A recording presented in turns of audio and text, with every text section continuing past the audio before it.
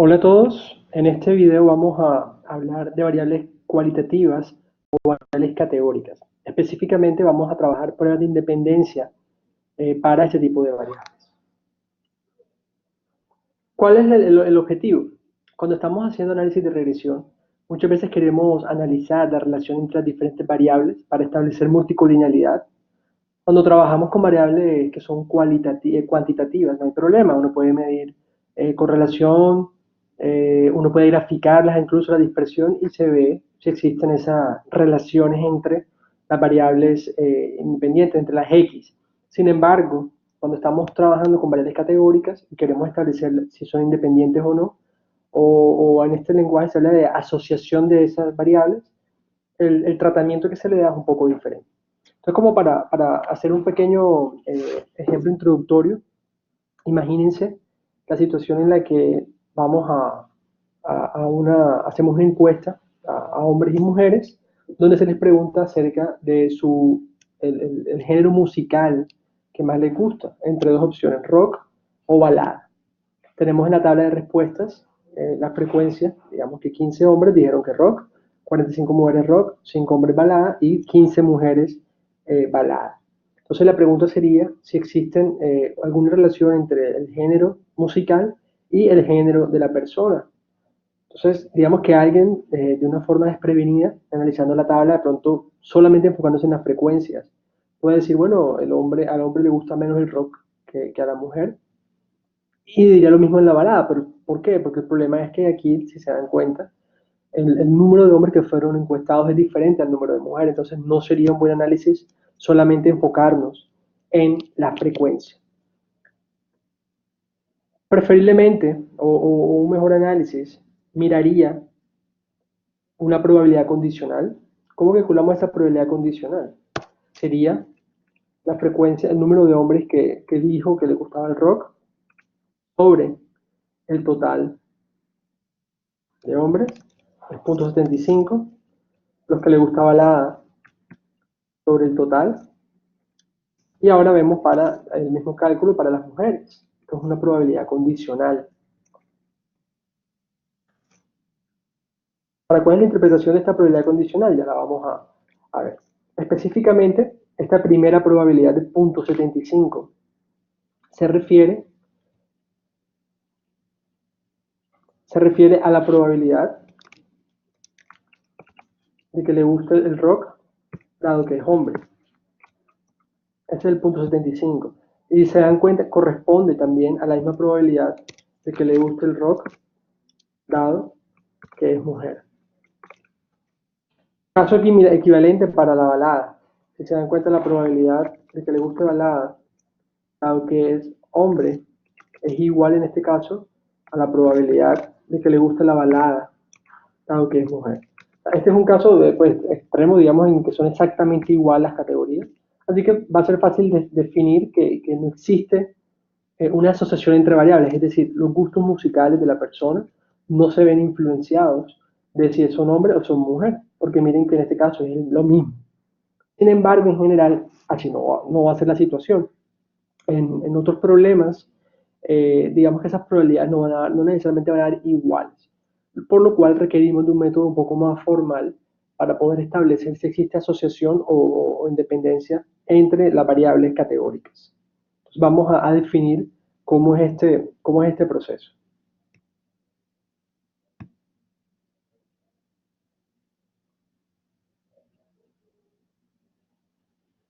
Ok. En general lo que vamos a hacer es una prueba chi cuadrado, pero para poder realizar esta prueba chi cuadrado hay que realizar unos pasos preliminares. El primero es que necesitamos construir una tabla de contingencia. Esta tabla simplemente resume cada variable del análisis categórico. O sea, en la fila tenemos una variable y en la columna tenemos otra variable, que es lo que llamamos aquí atributo. Y este 1, 2 hasta ahí simbolizan los niveles de la variable que está en la fila, y de 1 hasta J son las columnas, que son los niveles de la variable que está en la columna. Este es un análisis para dos variables categóricas. Y ya la intersección, esta J, significa las frecuencias observadas a partir de los datos. En el ejemplo que acabamos de plantear, se refería al número de personas, por ejemplo, el número de hombres que dijeron que les gustaba el rock, Cada valor de celda corresponde a una observación. Una vez hemos definido la tabla de contingencia, planteamos nuestra hipótesis nula. La hipótesis nula aquí es que en general es que si las variables son independientes, y la hipótesis alternativa va a ser que no son independientes, que existe asociación entre variables.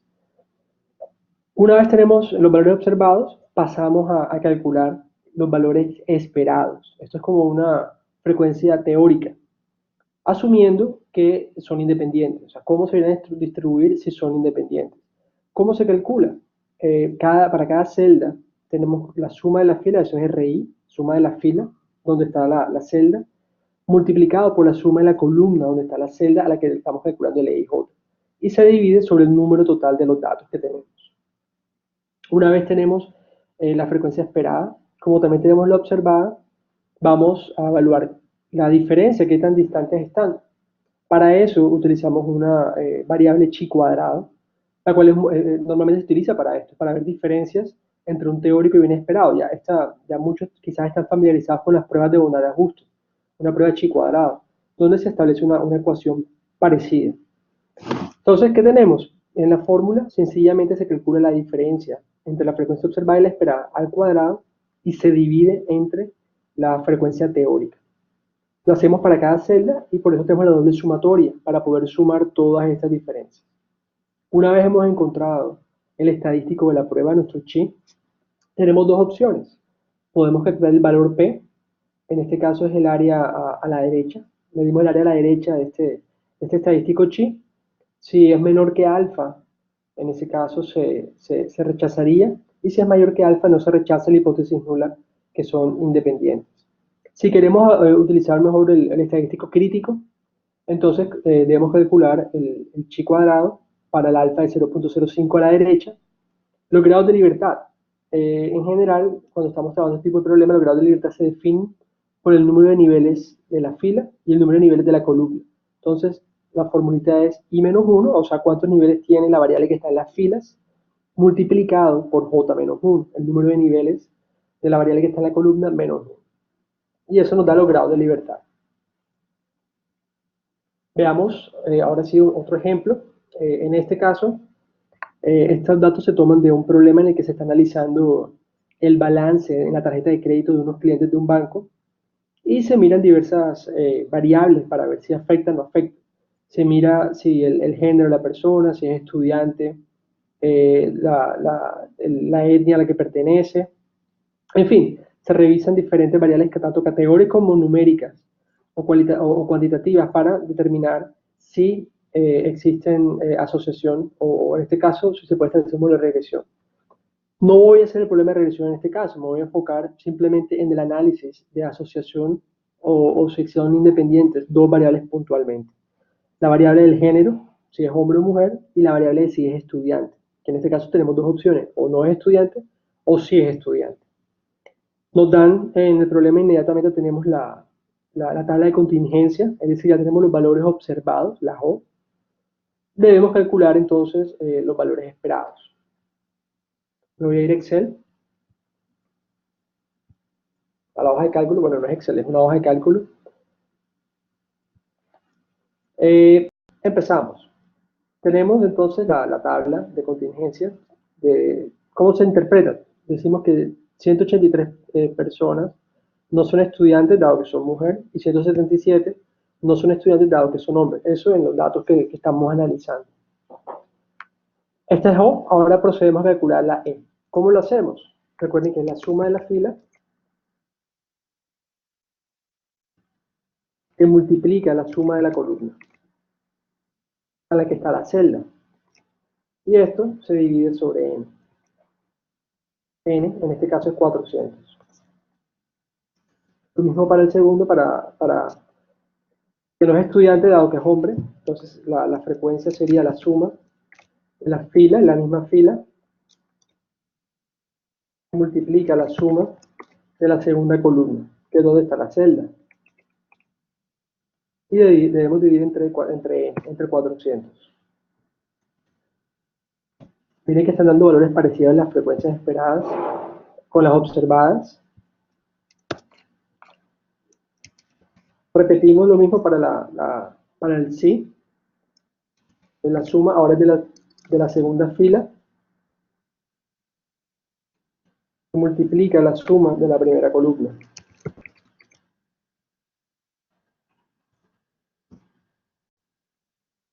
Sobre n.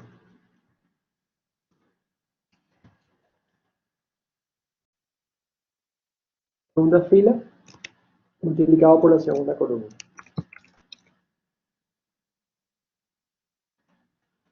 Sobre n, sobre 400. Ya ahora sí tenemos nuestra tabla con las frecuencias esperadas. Ahora procedemos a hacer el cálculo del chi cuadrado. Para eso necesitamos calcular la diferencia entre el valor observado menos el esperado. La fórmula es al cuadrado y se divide sobre el valor esperado, el teórico. Aquí la puedo arrastrar la fórmula. Ahora verificamos que esté bien. Para la última, miren que está tomando el observado y el esperado que corresponden a la misma intersección de variables. Muy bien, ahora simplemente para calcular el estadístico de la prueba chi cuadrado lo vamos a sumar.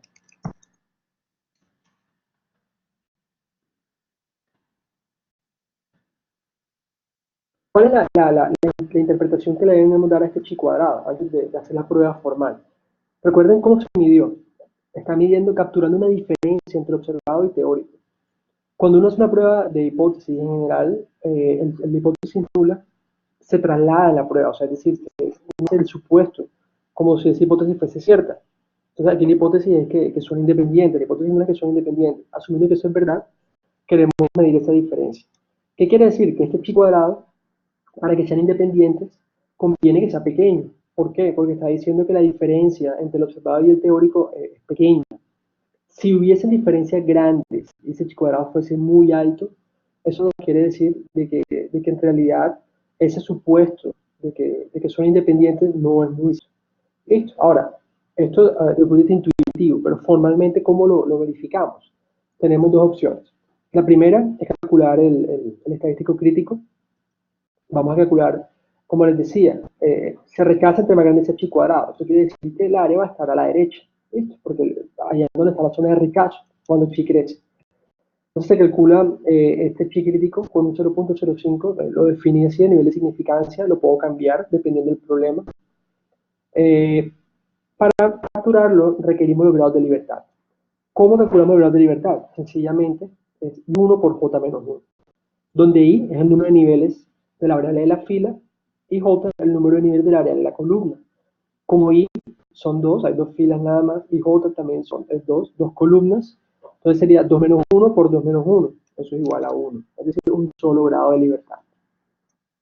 Calculamos entonces ahora sí el estadístico crítico.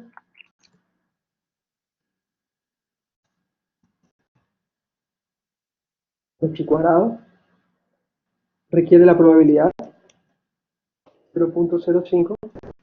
Miren que esta probabilidad está a la derecha, que lo está diciendo.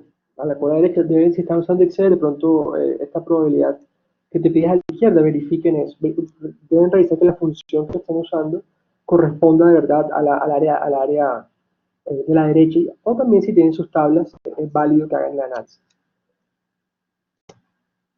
Los grados de libertad, dijimos que era 1 solamente, y ahora nos da que el valor crítico es de 3.84. Como nuestro estadístico de prueba es menor que el valor crítico, quiere decir que no se rechaza la hipótesis nula, es decir, que las variables son independientes, no existe asociación. ¿Cuándo se rechazaría la hipótesis? Si nuestro estadístico fuese mayor que este estadístico crítico. Si es mayor, eso significa que estamos en zona de rechazo. Eso quiere decir que la diferencia es bastante alta entre el observado y el esperado, asumiendo independencia. Por tal razón, en ese escenario hablaríamos de que las variables tienen asociación. La segunda forma en que se puede tomar la decisión de si se rechaza la hipótesis nula es con el valor P, el p-value. Para eso, calculamos el área a la derecha de nuestro estadístico. Grado de libertad 1. y nos da un área de 0.27, que es mayor a el 0.05, el alfa que estamos utilizando. Eso quiere decir que no se rechaza la hipótesis nula. Obviamente las dos formas deben derivar al mismo resultado. A manera de resumen, los pasos que hemos seguido son los siguientes. Primero, verificamos que definimos la hipótesis nula, que las variables son independientes. Segundo, obtenemos nuestra tabla de contingencia con los valores observados. Después calculamos los valores esperados. Esto es una frecuencia teórica, asumiendo que son independientes. Se calculan las diferencias entre el observado y el esperado para calcular el estadístico chi. Se suma para toda la tabla estas diferencias. Y finalmente, cuando ya se encontró chi, tenemos los grados de libertad, I-1 por J-1, donde I, número de niveles de la variable de la fila, y J, número de niveles de la variable de la columna. Esta multiplicación nos da los grados de libertad. Las dos alternativas son, comparamos nuestro estadístico contra el crítico. Si nuestro estadístico es mayor, en ese caso se rechaza, si no, no se rechaza. O podemos usar el valor P, que recuerden es a la derecha de nuestro estadístico. ¿Por qué a la derecha? Porque la zona de rechazo en este caso se encuentra a la derecha. Si desean trabajar el análisis en R, para eso, bueno, para construir la tabla, si le quieren analizar, la función es table. La variable 1 significa la variable que quieren que se visualice en la fila y la variable 2, la que quieren que se visualice en la columna. Esto nos va a la tabla de frecuencia, la tabla de contingencia. Y finalmente, para ya poder hacer la prueba formalmente, la función es chi2.test y se definen las dos variables que queremos evaluar, variable 1 y variable 2. Y inmediatamente te va a dar un valor P y un valor del chi que utilizó en la prueba. Entonces, de esta manera pueden determinar si dos variables categóricas o cualitativas tienen asociación o si son independientes. No duden en contactarme si tienen alguna pregunta. Que estén muy bien.